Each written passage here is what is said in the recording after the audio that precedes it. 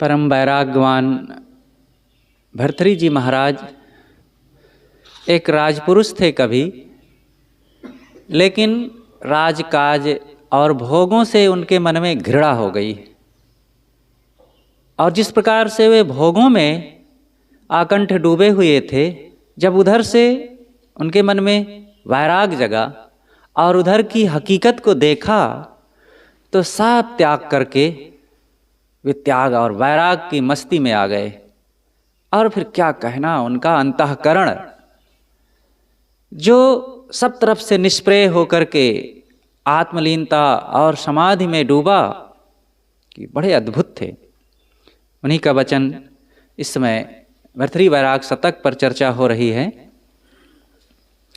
मोह छाण मन मीत प्रीत सो चंद्रचूड़ भज, सुर सरिता के तीर धीर धर दृढ़ आसन सज, समदम भोग विराग त्याग तप को तू अनुसरी, वृथा विषय बकवाद स्वाद सब को तू परिहरी। थिर नई तरंग बुध बुध तड़ित, अगिन शिखा पन्नग सरित, त्यों तन यौवन धन अथिर, चल दल दल कैसे चरित। भर्तृहरि जी महाराज कहते हैं, हे मेरे मन, अब तू संसार के मोह को छोड़, बहुत कर चुका है। और इतने लंबे समय मोह काल में जो बिताने का तेरे पास अनुभव है, बता तूने क्या पाया मोह करके संसार में अब तक? दुख, क्लेश, भय, चिंता, शोक, अभाव और असमर्थता, परतंत्रता, विवशता, यही सब तो मिला। अब उधर से मन को हटा। हे मेरे मन मित्र, अब तू चंद्रचूड़ का भजन कर। चंद्र, चंद्रमा, चूड़, चोटी। जो अपनी चोटी पर, जो शिखर पर चंद्रमा को धारण करता है, उसका तू भजन कर। मतलब शिव, शिव के लिए उनका मन समर्पित है, वे सैव हैं, तो इसलिए शिव जी के लिए कहते हैं। लेकिन यहाँ शिव का वास्तविक अर्थ है आत्मस्वरूप। तो साधक इस बात को समझे कि संसार की तरफ से अपने मन को हटा करके स्वरूप में लगावे। और वे बताते हैं कि सुर सरिता के तीर धीर धर दृढ़ आसन सज। कोई पवित्र नदी हो, सुर सरिता, सुर सरिता का मतलब है, सरिता माने नदी, और सुर जो जहां पर देवताओं का वास हो, मतलब पवित्र स्थान। कोई एकांत पवित्र स्थान में जाकर के नदियों के तीरे किनारे अधैर्य पूर्वक, दृढ़ता पूर्वक अपने मन को सब तरफ से रोक करके एक आसन में बैठ करके साधना करो, ध्यान करो। सम दम भोग विराग। सम दम का मतलब होता है मन तथा इंद्रियों को विषयों से रोकना। जो हमारा मन विषयों की तरफ बहता रहता है और संकल्प विकल्पों के ताने बुनता रहता है, उसको रोको। भोगों से मन को हटाओ। ये भोग सुख नहीं देंगे, चाहे काम भोग हो, चाहे इंद्रियों के और भी भोग हों, ये सब दुखदाई हैं। हाँ, शरीर है, शरीर के निर्वाह के लिए जो निर्वाहिक चीजें हैं उनको अनासक्ति पूर्वक लेना पड़ेगा। लेकिन सुख भोग की इच्छा से इंद्रियों के भोगों को मत ललचाओ। त्याग तप को तू अनुसरी। त्याग और तप का अनुसरण करो। त्याग का मतलब होता है जो मन हमारा विषयों के लिए, चीज़ों के लिए, शानो शौकत के लिए ललचा रहा है, ये चाहिए, वो चाहिए, देश दुनिया के लिए, राग रंग के लिए, नर नारियों के लिए, मान सम्मान के लिए, इसको त्याग। और तप का मतलब होता है साधना करते समय जो कठिनाई आवे उसको निर्विकार भाव से चिंता विलाप रहित होकर के सहन करना, ये तप असली तप है। और एकांत में जा कर के एक हाथ उठा करके बैठ जाना, अथवा गंगा के किनारे जा कर के आधा शरीर गाड़ करके बैठ जाना, पंचाग्नि तापना, ऊर्ध्वबाहु रहना, ठाढ़ेश्वरी रहना, मौनी हो जाना, अमुक चीज नहीं खाएंगे, ये सब तपस्या का दिखावा का रूप है। मन को मारना कोई तमाशा नहीं है। बांबी को पीटने से सर्प नहीं मरता है, सर्प को बांबी से निकाल करके मारना पड़ेगा। इसी तरह ये शरीर को केवल जलाने से और तपाने से, केवल दुख देने से काम नहीं होगा। युक्ति पूर्वक शरीर के अंदर में जो इच्छाएं, कामनाएं, वासनाएं रूपी सर्प हैं, उनको समझ करके मारोगे तब काम बनेगा। तो तब का अनुसरण करो। वृथा विषय बकवाद स्वाद सबको तू परिहरि। व्यर्थ के विषयों की तरफ आकर्षण और बकबक करते रहने की आदत अथवा बकवासियों की संगति को छोड़ो। और जो स्वाद लेने की आदत है, चाहे वो खाने पीने का स्वाद हो और चाहे विषयों का स्वाद हो, ये विषयों का स्वाद ले ले करके कोई भला शांति पाएगा? शांति पाने के लिए इंद्रियों की विमुखता चाहिए ही। इंद्रियों के विषयों से मन को हटाना ही पड़ेगा। ये इंद्रियों के विषय प्रकृति प्रदत्त है और इसकी एक जरूरत है। उस जरूरत को लीजिए निर्वाह के लिए, लेकिन वो जरूरत तो पीछे हो गई, हम आसक्ति बना लिए हैं और वो रूप रंग शब्द स्पर्श आदि उसको अपनी खुराक बना रहे हैं, जो दुखदाई है। इसलिए इन विषय वृथा बकवाद स्वाद सबको तू परिहरि, इन सबको तुम त्यागो। थिर नहीं तरंग बुद बुद तड़ित, अगिन शिखा पन्नग सरित। थिर नहीं तरंग बुद बुद तड़ित। थिर नहीं तरंग मतलब पानी की तरंग, बुद बुद तड़ित, पानी की तरंग कैसे होती है? संसार की क्षणभंगुरता पर यहाँ पर भर्तृहरि जी प्रकाश डालते हैं। वे कहते हैं कि थिर नहीं तरंग बुद बुद तड़ित। जैसे पानी की तरंग सदैव हलचल मचाए रखती है, स्थिर नहीं होती है। और बुदबुदे, अभी बुदबुदे बने, बुलबुले बने और फूट गए। और तड़ित, तड़ित कहते हैं बिजली को, तड़ित चालक कहते हैं ना। तो तड़ित, तड़ित माने बिजली, बिजली की चमक वो क्षणिक है। अगिन शिखा, आग की शिखा, आग जलती है, उसकी लौ बहुत क्षणिक होती है और हिलती डुलती रहती है, स्थिरता नहीं होती है। और पन्नग सरित, पन्नग कहते हैं सर्प को। सर्प का फण, सर्प का फण वो क्षणिक होता है और खतरनाक होता है। तो पन्नग सरित और नदी की धारा, ये सब को की क्षणभंगुरता पर भर्तृहरि जी महाराज कहते हैं कि ये सब कैसे क्षणिक है। इन संसार की चीजें और भोगों के लिए हमारा मन जो आकर्षित है, कहाँ से शांति मिलेगी? इस आकर्षण में पड़ करके कोई भला सुखी हुआ है? इसलिए साधक इन क्षणिकताओं से अपने मन को ऊपर उठाए। विषय देह क्षण भंग लखी, त्यागिता ही अभिमान, निर्विकल्प निज रूप महा तू समाधि को ठान। विषय और देह क्षणभंग है। विषय देह क्षणभंग लखी, पांचों विषय हैं, शब्द स्पर्श रूप रस गंध। ये सभी विषय क्षण भंगुर हैं। इन विषयों में हम सुख मान रहे हैं। कोई भी विषय का सुख हमारे लिए स्थिरता पूर्वक सुखदायी हो सकता है भला? तो विषय और देह भी नासवान है। आज जो जवानी है वो कल नहीं रह जाती। आज जो चमक है वो कल नहीं रह जाती है। आज जो शरीर में ताकत है वो कल नहीं रह जाती है। तो क्षणिक है। ऐसा क्षणिक इसको समझो।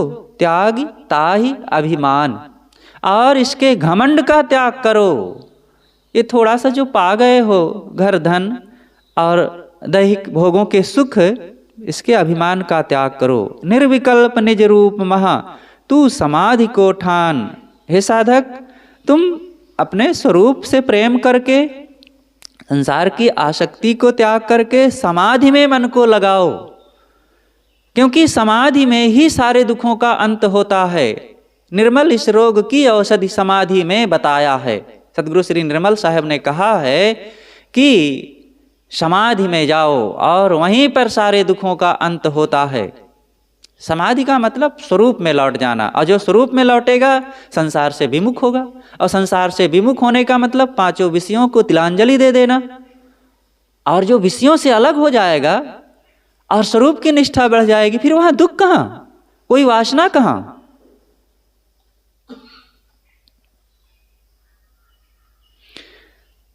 तज तरुणी सोनेह बुद्धि बधू सोनेह कर, नरक निवारत ये वह नरक लय जात है। परम वैरागवान भर्तृहरि जी महाराज वैराग पर कील ठोकते हुए कहते हैं, तज तरुणी सोनेह बुद्धि बधू सोनेह कर। तरुणी का मतलब होता है युवती, स्त्री।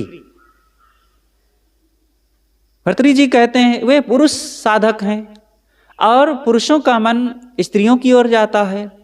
इसलिए वे साधकों को उपदेश करते हुए कहते हैं कि हे साधक, तू स्त्री का मोह त्याग कर। क्या उधर मन को ले जा रहा है, क्या पाएगा? बुद्धि बधू सोनेह कर। बुद्धि रूपी, सद्बुद्धि रूपी उस स्त्री से प्रेम कर, उस पत्नी से प्रेम कर, क्योंकि दोनों में अंतर है। स्त्री से प्रेम करोगे तो नरक में जाओगे, और बुद्धि बधू सद्बुद्धि से प्रेम करोगे तो ये नरक से निकाल करके हमें स्वर्ग में पहुंचा देगी। नरक निवारत ये वह नरक लय जात है। ये नरक से निकाल लेगा और वो नरक में डुबा देगा। सदगुरु विशाल साहब ने कहा है, नारी मित्रता के किए बैरी हुए सब लोग, अन्न वस्त्र जल को हरण, प्राण हरण को सोग। साधक कोई साधना करना चाहता है, मन को स्वश करना चाहता है और स्वरूप में लीन होना चाहता है, दुखों को पूरी तरह से समाप्त करना चाहता है, और फिर स्त्री की तरफ मन को ले जाए। विशाल देव कहते हैं, दुश्मन होए सब लोग। ये देखा जाता है, जो अवैधानिक रूप से या सामाजिक नियम जो है उसके विपरीत ढंग से स्त्री से प्रेम करता है, या कोई स्त्री है पुरुष से प्रेम करती है, तो क्या होगा? दुश्मन होए सब लोग, सब लोग उसके बैरी हो जाते हैं। और बैरी ही नहीं, अन्न वस्त्र जल को हरण, यहाँ तक कि उसके खाने पीने, पहनने, ओढ़ने, रहने, बसने की सुविधाओं को भी वो छीन लेते हैं और जीना कठिन हो जाता है। प्राण हरण को सोग। और एक दो की घटना नहीं है, हजारों हजारों घटनाएं इतिहास में भरी हुई हैं, अब वर्तमान में देखा जा रहा है। तो भर्तृहरि जी कहते हैं, तज तरुणी सोनेह बुद्धि बधू सोनेह कर। यहाँ अब कोई नारी ये न सोचे कि यहाँ एकांगी कहा गया है। अगर नारी साधना करना चाहती है तो वो पुरुष से अपने मन को हटावे, उधर से हटे, क्योंकि पुरुष के लिए स्त्री बंधनदायी है, स्त्री की आसक्ति दुखदायी है और चंचलता का कारण है, तो नारी के लिए पुरुष दुख का कारण है। नारी दुखद नहीं है, पुरुष दुखद नहीं है, बल्कि विजाति की तरफ जो मन हमारा भटकता है वो दुखदाई है, और उस मन को रोकना जरूरी है। नहीं तो नारी एक जीव है, पुरुष एक जीव है, और दोनों अपने अपनी जगह में रहें। दोनों की जरूरत है, आग भी जरूरी है, पानी भी जरूरी है, लेकिन दोनों मिलेंगे तो या तो आग बुझ जाएगी या तो पानी भाप बन के उड़ जाएगा, यही होता है ना। तो आग और पानी का अलग अलग होना जरूरी है।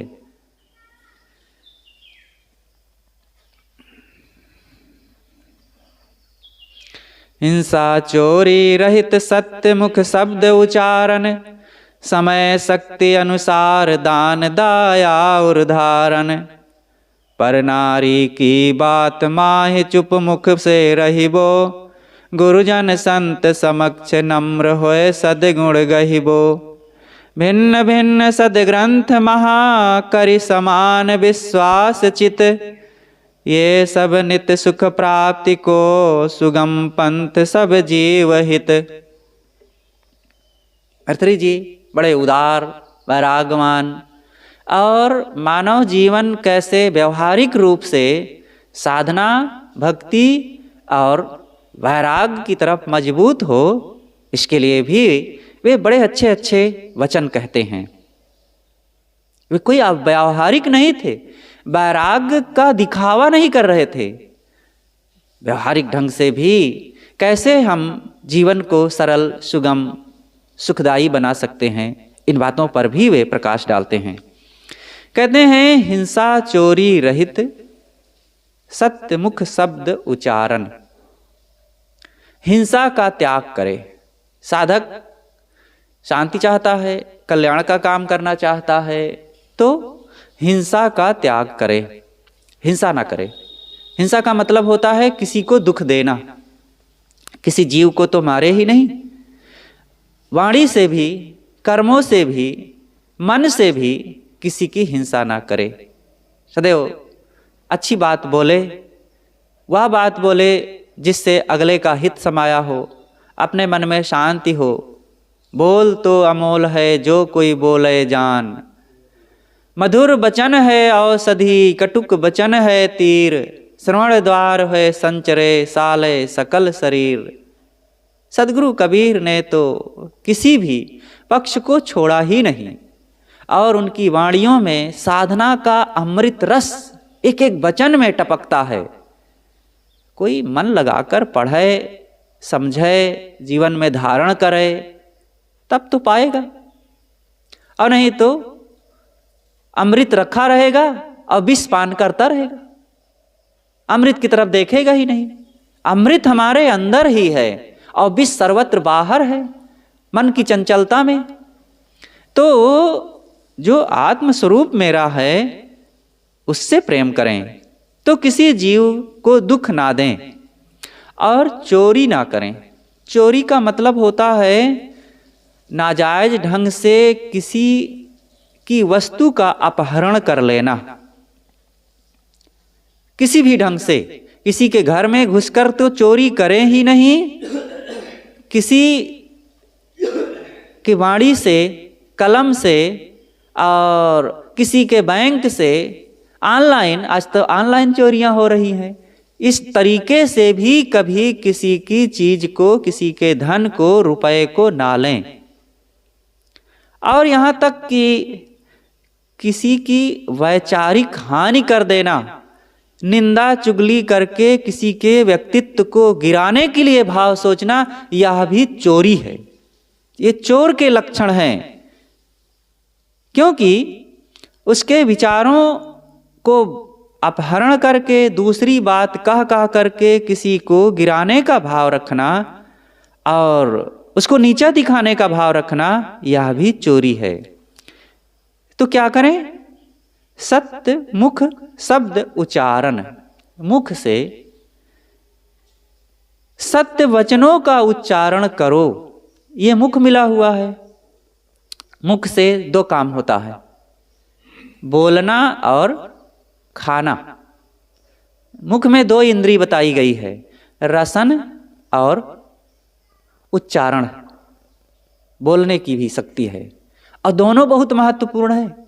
रसन में खाने में आसक्ति बढ़ाओगे बहुत दुख पाओगे, और बोलने में राग रंग रहोगे, विलासिता की बात बोलोगे, कटुता को अपनाओगे, झूठ को अपनाओगे, तो इससे भी दुख बढ़ेगा।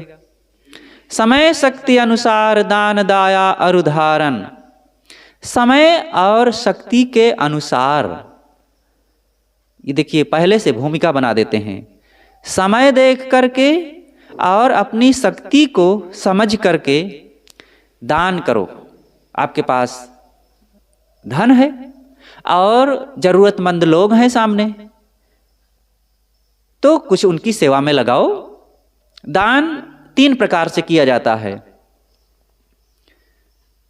दया करके और कर्तव्य भाव से, श्रद्धा भाव से। 3 तरीके से दान किया जाता है। दया करके, दया दीन दुखी लाचार अपाहिज असमर्थ जो बेचारे अभावग्रस्त हैं उन पर दया करके कुछ दो, दान करो, तो ये दान का एक उत्तम स्वरूप है। उनकी कुछ सेवा हो जाएगी, उनकी आवश्यकताओं की पूर्ति हो जाए, उनको कितनी खुशी मिलेगी, तो यह दान उचित है। लेकिन ये भी ध्यान रखें, अपने मन में निष्काम भाव रख करके, अपने को संभाल करके, फिर दीन दुखियों लाचार लोगों में दान करो। और दूसरी बात है कर्तव्य भाव से। यहाँ पर सार्वजनिक सेवाएं कहीं हो रही है, कहीं सड़क बन रही है और प्याऊ बन रहा है, आश्रम बन रहे हैं, या और भी किसी ढंग से सार्वजनिक जहाँ ज़रूरत पड़ रही है, और लोग धर्मशाला कहीं बन रहा है, वहाँ सब लोगों की ज़रूरत होती है, वहाँ बन जाए। कुआं आजकल तो अब कुआं का महत्व ही नहीं रह गया है। नहीं, पहले कुआं का बहुत महत्व दिया जाता है, भाई धर्म का काम है, कुआं बन रहा है, दान करो वहाँ। लेकिन कुआं ना कह करके आज हम प्याऊ, पौशाला कह सकते हैं। तो पौशाला कुआं से भी प्यास बुझती है, और आज जहाँ से भी पानी की प्यास, अन्न, पानी और वस्त्र, ये 3 चीज़ें हमारे जीवन निर्वाह के लिए सबसे प्रथम आती हैं।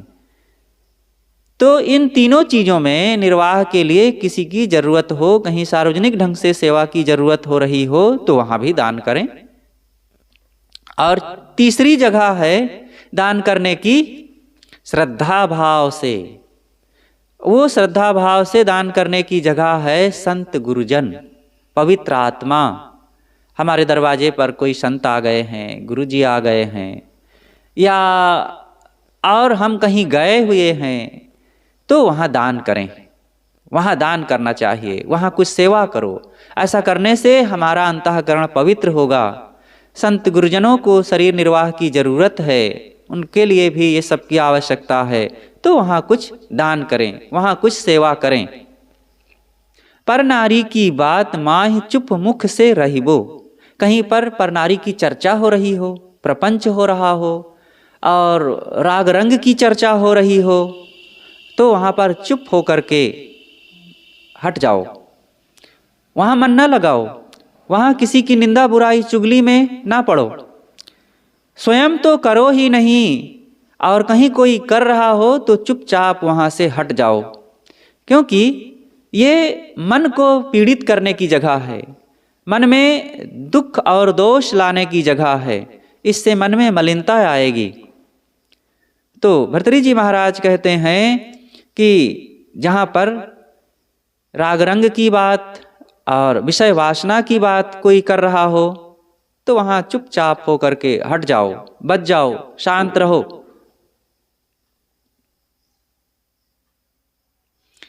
भिन्न भिन्न सदग्रंथ मह करि समान विश्वास चित, ये सब नित्य सुख प्राप्ति को सुगम पंथ सब जीव हित। भर्तृहरि जी कहते हैं भिन्न भिन्न सदग्रंथ मह करि समान विश्वास चित्त। भिन्न भिन्न, भिन्न भिन्न का मतलब होता है अलग अलग। सदग्रंथों में, अलग अलग मत पंथों में समान रूप से श्रद्धा और विश्वास रखो। ये एक भर्तृहरि जी महाराज के कहने का तरीका है।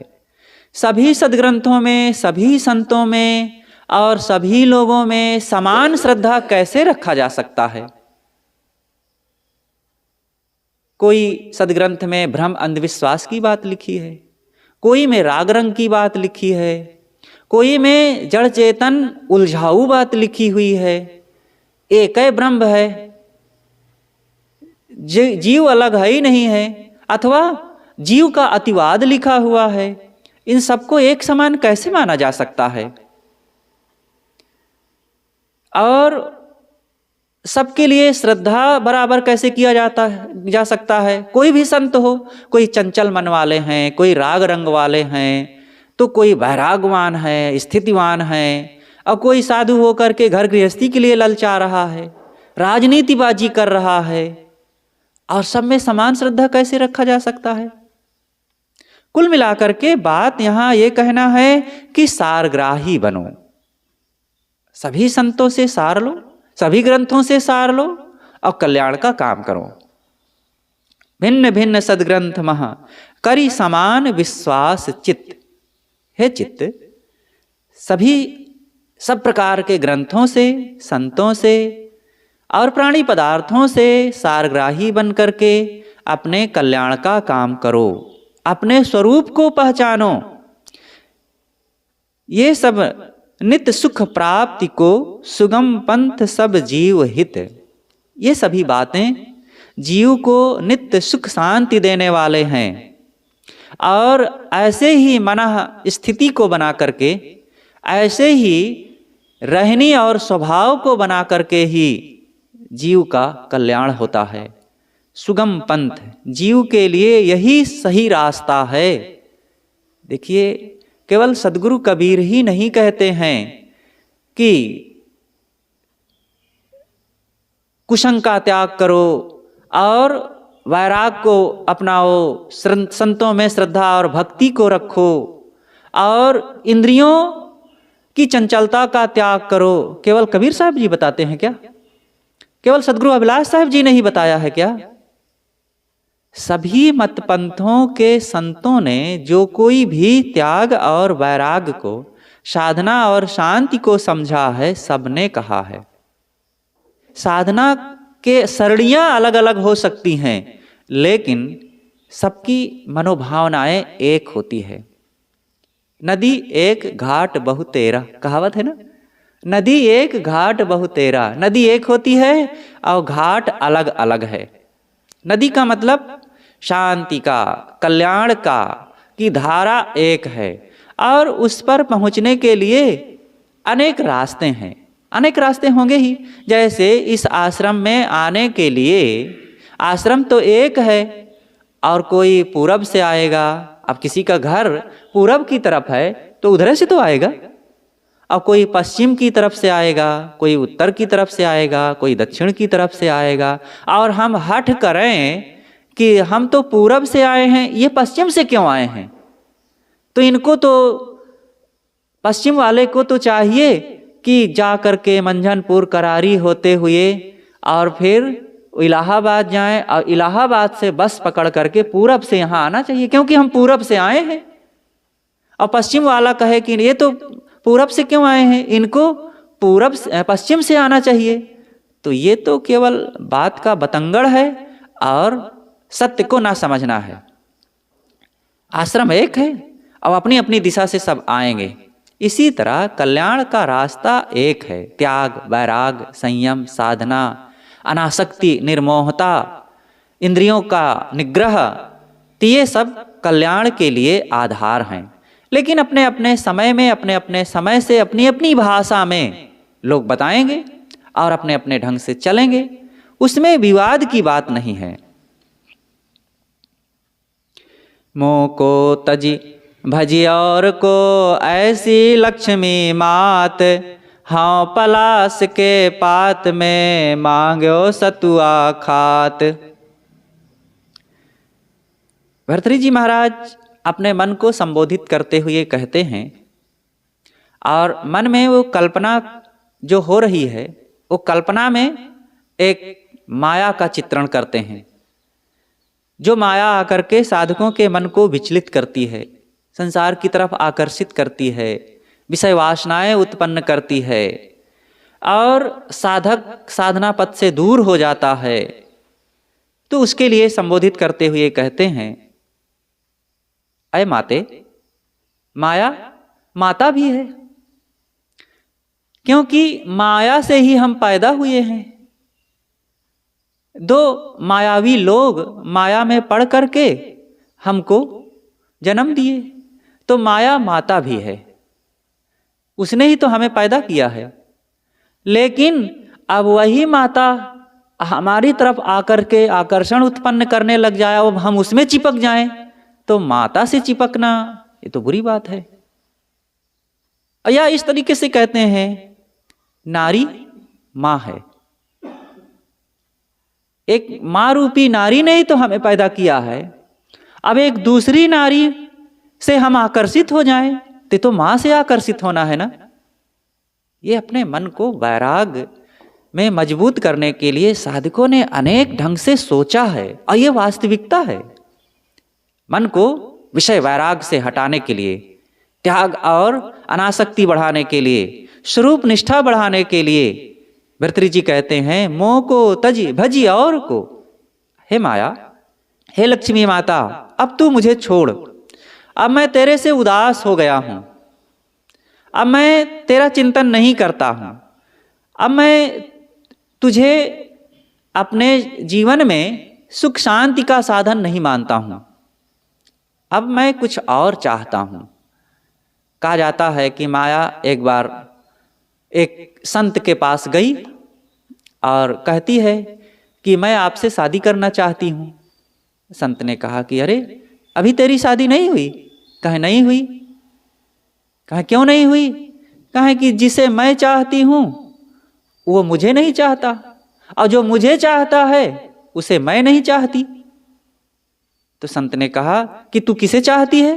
कहा मैं त्यागियों को चाहती हूं और वो मुझे नहीं चाहते, और संसारी मुझे चाहते हैं और मैं उसे नहीं चाहती, इसलिए आज तक मेरी शादी नहीं हुई।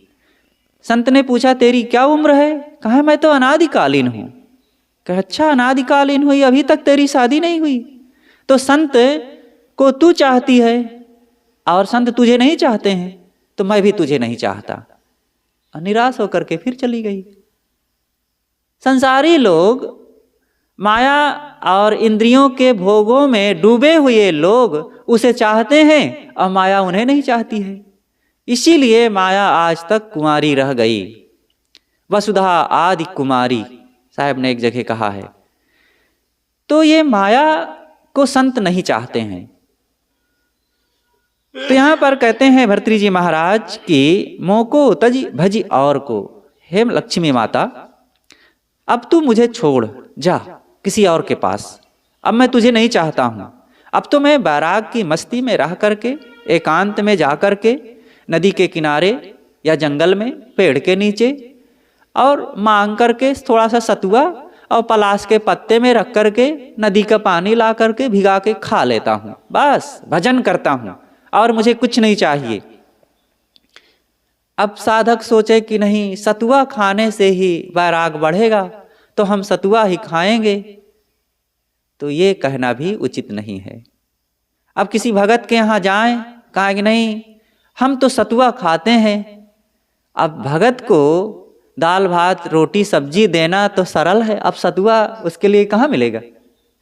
अब सतुआ अब कहाँ से पावे तो लावे? तो ये सतुआ का हठ नहीं करना है।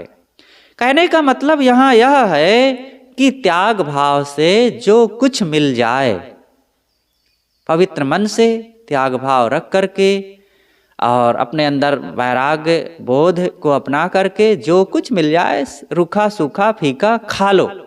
खाते समय ये ना सोचो कि ऐसा माल मलीदा मिले, ऐसी कीमती सब्जी मिले, ऐसे काजू किशमिश बादाम घी दूध दही मिले, ऐसे महीन चावल का भात मिले, तब हम खाएं, नहीं तो खवाता नहीं है। एक ने कहा, अरे क्या यार, मैं तो घी के बिना भोजन कर ही नहीं सकता। बड़े सुकुमार रहे। एक ने कहा, अगर महीन चावल ना हो तो मुझे तो धंसता नहीं है भोजन। एक ने कहा, अरे 1 टीन घी खरीद लेता हूं और चल जाता है 1 महीना। 15 किलो घी, 15 किलो का टीना होता है ना, और चल जाता है 1 महीना। और बड़े खब्बूर हैं और खूब खाएं, और जो उनको बीपी शुगर और रोग घेरा और थोड़े दिनों में सूख के कांटा हो गए। गुरुदेव जी के पास आए, बंदगी किए, गुरुदेव जी पहचान नहीं पाए। कहा, अरे तुम हो? कहे, हाँ गुरु जी, आपकी ही बात सच है, हमने आपकी बात को नहीं माना और बहुत खाए पिए, और आज खाने पीने का यही लाभ मिला कि कई रोग घेर लिए और शरीर एकदम सूख के कांटा हो गया, थोड़े दिन में मर गए। तो जो लोग अपने इंद्रियों को चंचल करेंगे, भोगों की तरफ आकंठ डूबेंगे और भोगों में ही शूरवीरता दिखाएंगे, वो कभी भी शांति नहीं पा सकते हैं। त्याग करो, वैराग करो, ज्ञान बढ़े, वैराग बढ़े, होए अचाह निष्फिक्र, और बढ़े तो का बढ़े, बिन कलिमल मन जिक्र। इसलिए जैसे काछ काछे वैसे नाच नाचे। सदगुरु विशाल साहेब को उनके गुरुदेव ने कहा है कि देखो, तुम साधु वेश ले रहे हो, वैराग करने के लिए घर छोड़े हो, और अब तुम शेर के बच्चे होकर गीदड़ मत बनना। जैसे काछ काचे वैसे नाच नाचे, साधु के बच्चे हो, साधु बन करके रहना। ये उनके थोड़े से उपदेश थे। सदगुरु रघुवर साहब ने विशाल देव को ये थोड़े से उपदेश दिया था, और फिर विशाल देव उस वैराग्य को जीवन भर निभाए और उन अपने गुरुदेव के उपदेश को सदैव सामने अपने रखते थे, और उसी में उन्होंने अपने जीवन को निभाया, मजबूत बनाया। तुम हम तुम एक हैं, सब विधि रहो अभेद, अब तुम हम ही हैं, भयो कठिन यह भेद। भर्तृहरि जी कहते हैं कि एक पूर्व का मित्र मेरे पास आया, और वो अब कहता है कि अब तो तुम हमसे प्रेम नहीं करते हो, हमारे से बात नहीं करते हो, हमसे मिलते नहीं हो। तो भर्तृहरि जी ने कहा कि देखो, अब पहले हम तुम एक थे, क्योंकि दोनों का रास्ता एक था, तो हम तुम मिलकर के एक रास्ते पर चलते थे, बात करते थे और वैसे जीवन जीते थे। अब तुम हो, हम हैं। तुम संसार में लगे हुए हो और मैं अब गुरु भजन में, वैराग में लगा हुआ हूं। अब हमारा और तुम्हारा रास्ता अलग अलग हो गया है। इसलिए पहले हम अभेद रहते थे और अब हम तुम में भेद हो गया है। यूयम यूयम वयम वयम, तुम हो, हम हैं। अब तुम्हारे हमारे में अब कहाँ मेल होगा? अब तुम अपने रास्ते में चलो, हम अपने रास्ते में चलें। अब इस भेद को कोई तोड़ नहीं सकता। अगर तुम्हें हमसे प्रेम है तो हमारे रास्ते में आओ, तो प्रेम होगा। अब तुम संसार की तरफ लगे हुए हो, माया मोह में, इंद्रिय भोगों में, विषयासक्ति में, और हम गुरु भजन में लगे हैं, त्याग वैराग में लगे हैं, इंद्रियों का संयम कर रहे हैं, संसार की आसक्ति का त्याग करने में लगे हैं। अब तुम हमसे अपने को मिलाना चाहते हो, अपनी तरफ खींचना चाहते हो, तो ऐसा कैसे होगा? यहीं पर गुरुदेव जी की वो घटना याद आती है। गुरुदेव जी जब पूर्व आश्रम में थे तो एक मित्र थे पंडित पद्मनाथ सिंह। ये खैरहानिया बाजार के थे। खैरहानिया बाजार नेपाल बॉर्डर पर पड़ता है। पूर्व के वे रिलेशन में भी पड़ते थे और उनकी भी उम्र गुरुदेव जी की उम्र के बराबर ही थी।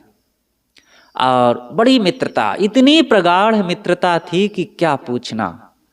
हर 3 से 4 दिन में पत्र लिखना ही होता था और बड़े भाव से बड़ी मित्रता पूर्वक पत्र लिखे जाते थे।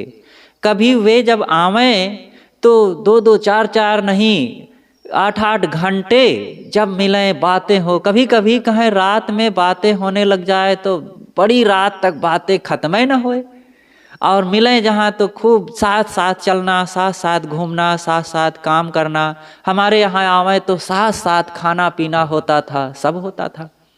और जब वे जाने लग जाएं तो 2 किलोमीटर 3 किलोमीटर तक, कभी कभी 4 किलोमीटर तक उनको विदा करने के लिए हम जाते थे। इतना प्रेम था। और जब उनके यहाँ हम जाएं तो वो भी भारी स्वागत करें, भारी साथ साथ रहना हो, भारी मन मिला करके रहें और सब काम एक साथ करें। और हम चलने लग जाएं तो वो कभी कभी 8 किलोमीटर तक हमको भेजने के लिए चलें।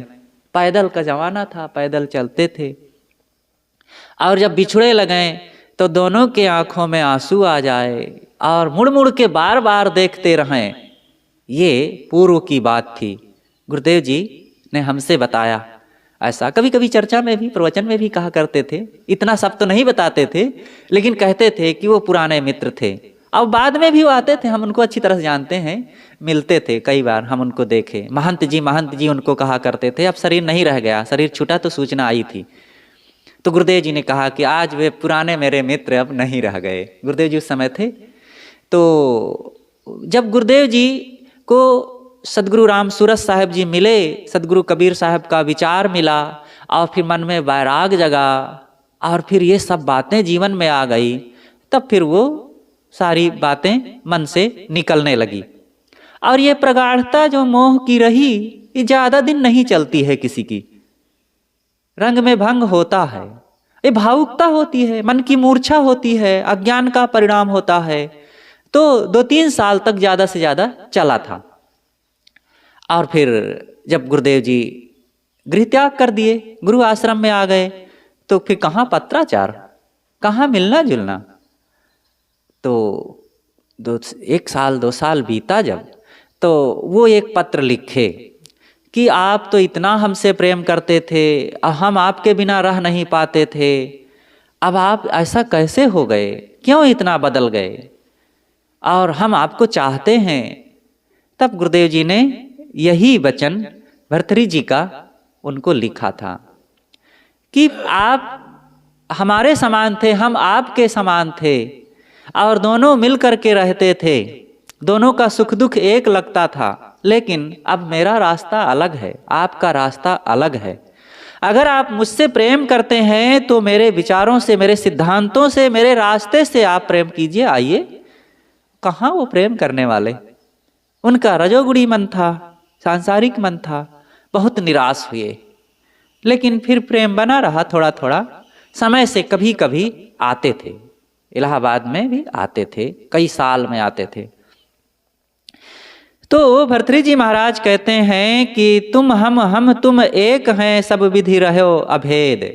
पहले हम तुम एक थे और सब प्रकार से अभेद रहते थे, साथ साथ रहते, करते, खाते, जीते और निर्वाह करते थे। लेकिन अब तुम हम ही हैं, भयो कठिन यह भेद। अब तुम हो, हम हैं, अपना अपना रास्ता है और अब दोनों का मिल पाना बड़ा कठिन है। ऐ बाले निज अर्ध नेत्र क्यों बाण चलावत, रोक काम के दृष्टि व्यर्थ क्यों श्रम ही उठावत। पहले ऐसे रहे नहीं हम नीरस भये, अब गए मोह अरु छोह सकल सुख भोग आस दब।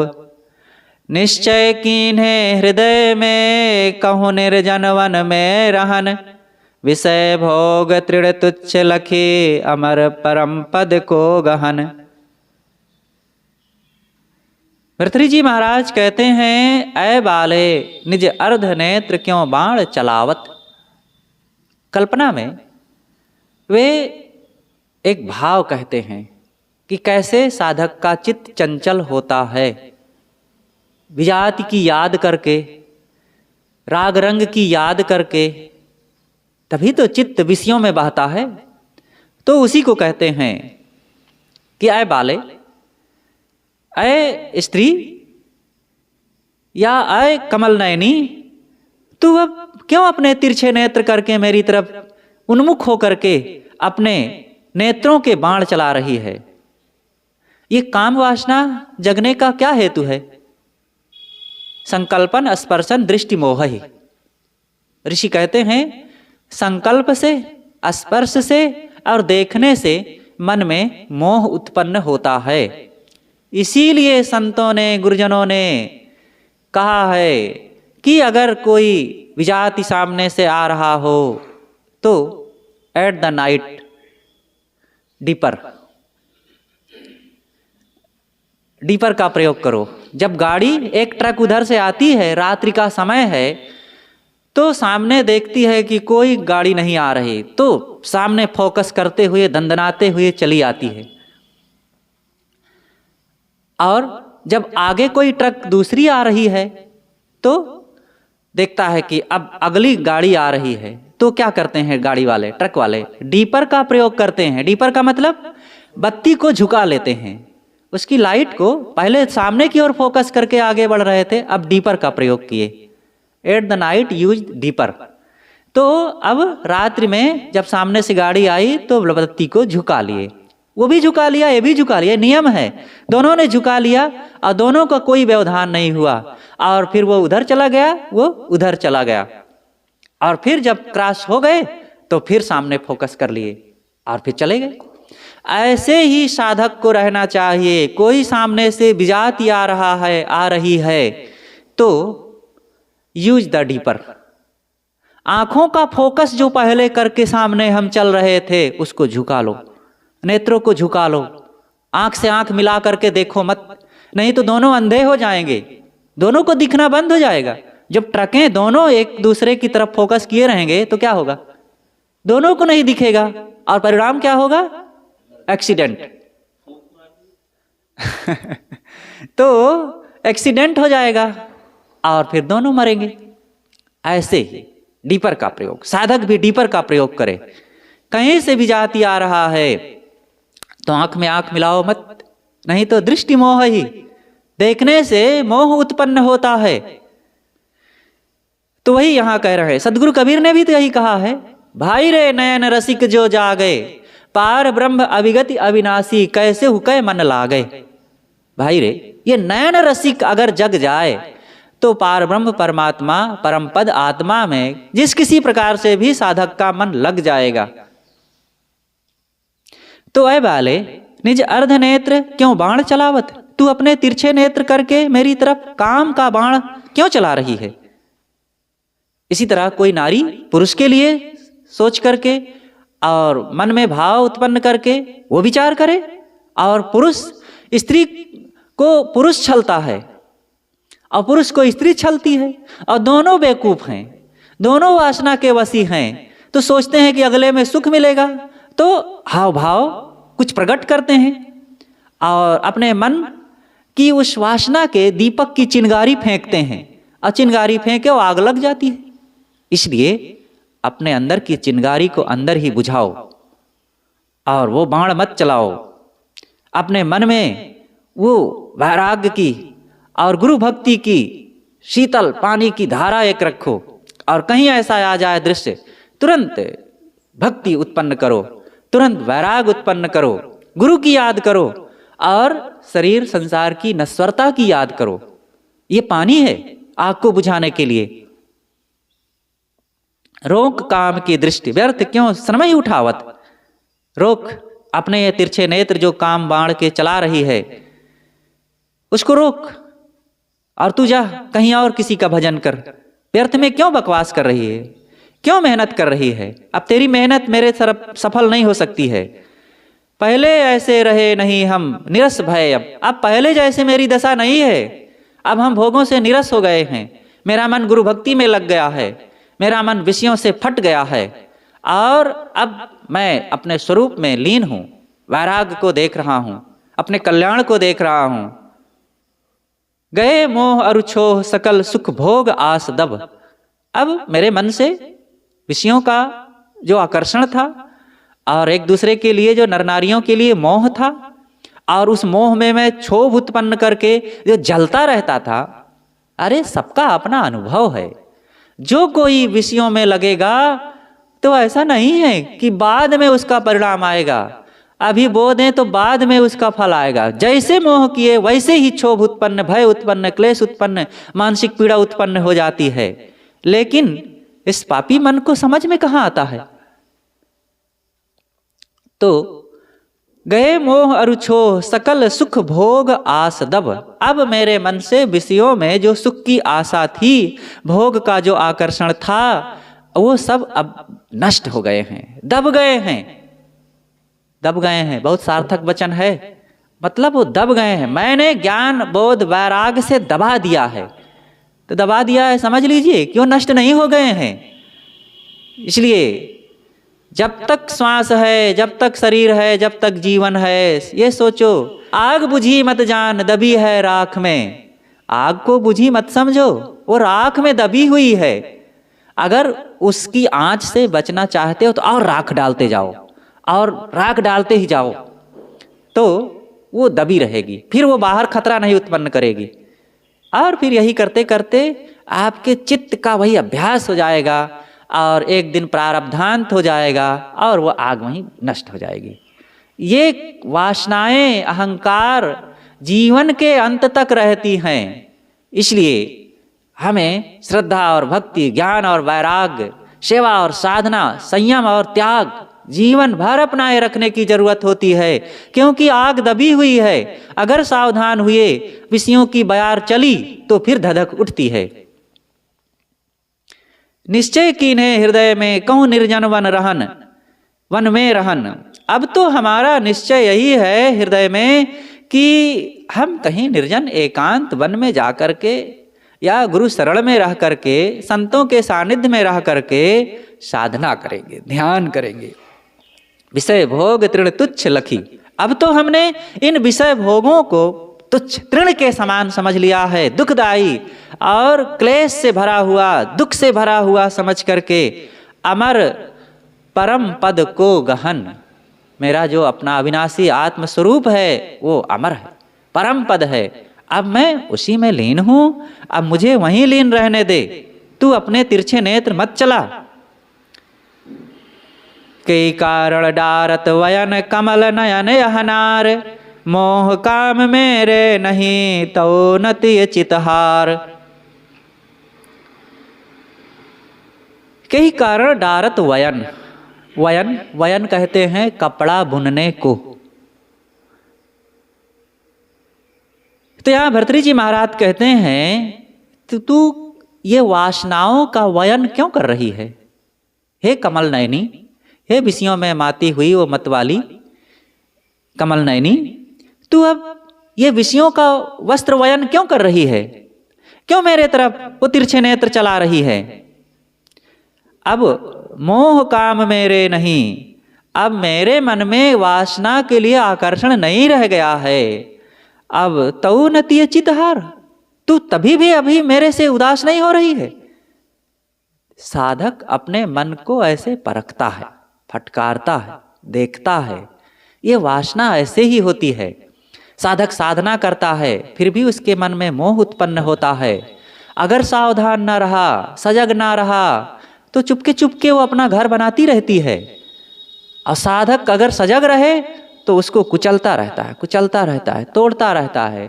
फूल आवें और कली के समय में ही, फूल खिलने के पहले ही उन कलियों को तोड़ते रहो। वो कौन सी कली है, कौन से फूल हैं, संकल्पों के। साधक निज एकांत में बैठ के देखे, आप अपनी फुरनाओं को त्याग के रहे स्वयं पद तजे, स्वयं तजे विषय पद ताप।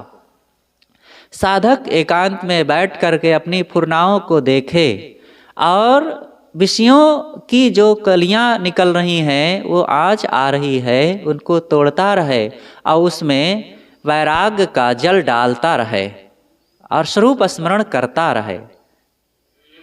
ताप वो मिटते हैं, मिटते नहीं है मतलब निस्तेज हो जाते हैं।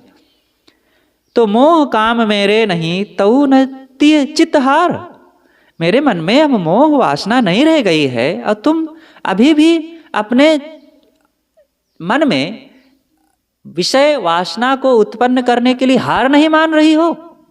छोड़, हट यहां से, मैं नहीं चाहता हूं। भर्तृहरि जी वैरागवान है, अब वो फटकारते हैं माया को। साधक अपने मन में विषयों को त्याग करने के लिए कई भाव उत्पन्न करता है। ऐसे त्याग भाव और फिर वैराग्य भाव, दुखों का स्मरण करना और फिर समबुद्धि को लाना। ये रखो, क्या है, वो भी दीन लाचार दुखी है। कोई स्त्री की तरफ मन जा रहा है, देखो वो बेचारी स्वयं दरिद्र दीन लाचार दुखी जन्मों जन्मों से दुख के मारी है। अब क्या करे, अंदर में उसके भी वासना की आग लगी हुई है, अज्ञान की भड़ास भरी हुई है और वो दया की पात्र है। इसलिए उसको त्याग करके अपने मन में रहो और बन सके तो हट के रहो। बन नहीं बल्कि हट के ही रहना उचित है। और अगर कोई चाहता है तो पवित्र भाव से समाज में सत्संग में ज्ञान की दो बात उसे भी सुना दो, उसको भी समझ में आना आएगा तो वो भी साधना शांति कल्याण की तरफ लगे। कल्याण के पथ में चलने में ही भलाई है। महल महारमणीक कहा बस वे नहीं लायक, नाहिन सुनबे योग कहा जो गावत गायक। नौ तरड़ी को संग कहा सुख हो नहीं लागत, तो काहे को छाड़ छाड़ ये वन को भागत। इन जान लियो यह जगत को जैसे दीपक पवन में, बुझ जात छिनक में छवि भरो होते अंधेरी भवन में। बहुत महत्वपूर्ण अमृत वचन है। साधकों को इसे याद करना चाहिए, मनन करना चाहिए और अपने वैराग्य को उत्कर्ष रूप देना चाहिए। भर्तृहरि जी महाराज कहते हैं कि महल महारमणीक कहा बसिबो नहीं लायक। ये जो साधु हो गए हैं, अपने घर द्वार को छोड़ करके इन सन्यासियों के पास, गुरुजनों के पास आ करके त्याग का रास्ता अपना करके और फकीरी की जिंदगी, सादगी की जिंदगी जी रहे हैं, क्या इनको रहने के लिए घर द्वार महल भवन और सुख सुविधाएं नहीं मिल रही थी? क्या इनके लिए सुविधाएं उपलब्ध नहीं थी? नाहिन सुनबे योग कहा जो गावत गायक, क्या इनको राग रंग करने के लिए बाजा गाजा डीजे और राग रंग की चीजें, वो नृत्य गान की सुविधाएं क्या इनको नहीं मिल रही थी? नौ तरड़ी को संग कहा सुख हो नहीं लागत, क्या इनको, इन जो साधु सन्यासी हो गए हैं नौजवान नौजवान साधक लोग, क्या इनको नवयुवतियों की कमी थी? क्या कोई इनके लिए शादी करने के लिए संसार में तैयार नहीं हो रहा था? इनके लिए संसार में किसी स्त्री की कमी थी क्या? तो काहे को छोड़ छाड़ ये मन को भागत।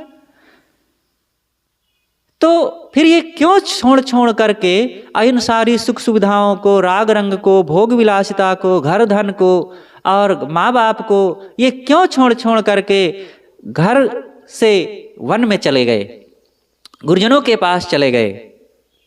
अब भर्तृहरि जी कहते हैं, इन जान लियो इह जगत को जैसे दीपक पवन में। इन साधकों ने, इन सन्यासियों ने, इन त्यागियों ने इस बात को समझ लिया है अच्छी तरह से कि जैसे कोई एक भवन हो, सुंदर सजा हो, विशाल हो और बेल बूटों से, अनेक सजावटों से, झालर से, बत्तियों से और नाच गान से, राग रंग से और अनेक स्वर्णिम सुविधाओं से वो सजा हो, दिव्य भवन में गहमा गहमी हो रही है। लेकिन जैसे ही बत्ती बुझ जाती है और वहाँ की गहमा गहमी सब बंद, वहाँ की चमक दमक सब बंद और सब कुछ अंधेरे में बदल जाता है। बुझ जात छिनक में छवि भरो होत अंधेरी भवन में।